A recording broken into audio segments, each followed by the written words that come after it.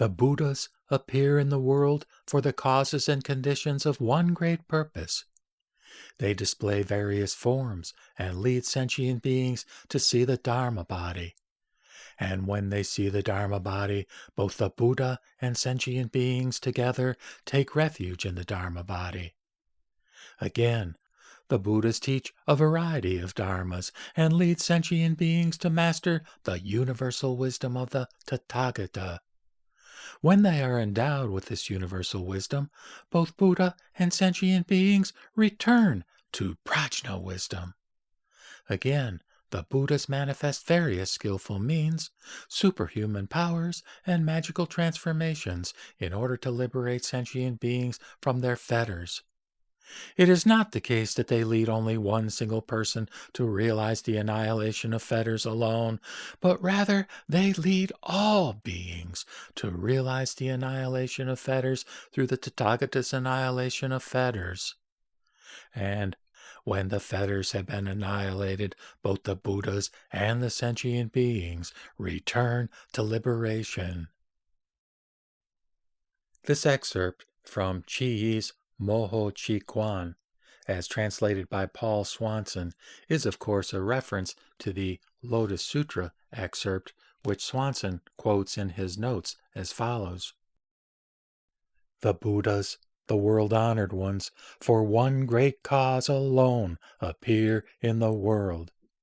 The Buddhas, the world-honored ones, appear in the world because they wish to cause the beings to hear the Buddha's knowledge and insight and thus enable them to gain purity. They appear in the world because they wish to demonstrate the Buddha's knowledge and insight to the beings.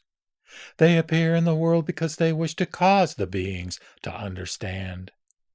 They appear in the world because they wish to cause the beings to enter into the path of the Buddha's knowledge and insight. Chih-i continues to explain. The Mahaparinirvana Sutra says, having safely placed my children in the secret treasury, I myself will also dwell there before long. Close quote. This is the summary of the returning to the purport. The detailed aspects are as follows. There are 3 kinds of Buddha body. 1, the physical body. 2, the body of the teaching. And 3, the body of the true aspect of reality.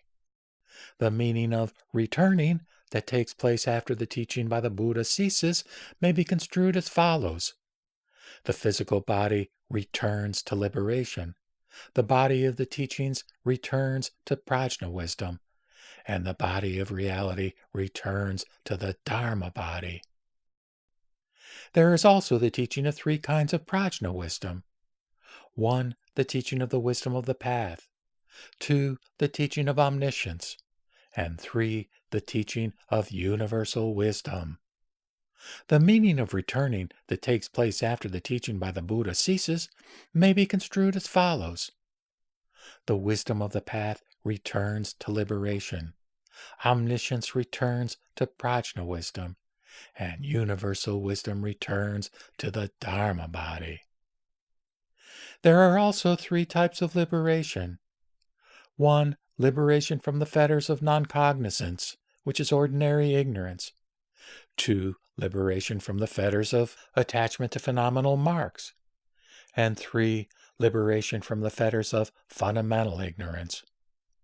When teaching ceases and one returns to the truth, then liberation from the fetters of ordinary ignorance means returning to liberation. Liberation from the fetters of attachment to features means returning to prajna wisdom. And liberation from the fetters of fundamental ignorance means returning to the Dharma body. Therefore, returning to the purport in its specific aspects also means returning to the secret treasury of the 3 virtuous qualities. Chih-i goes on to explain that the 3 virtuous qualities, they are Dharma body, prajna wisdom, and liberation. He explains that they are neither 3 nor 1. They are beyond conceptual understanding.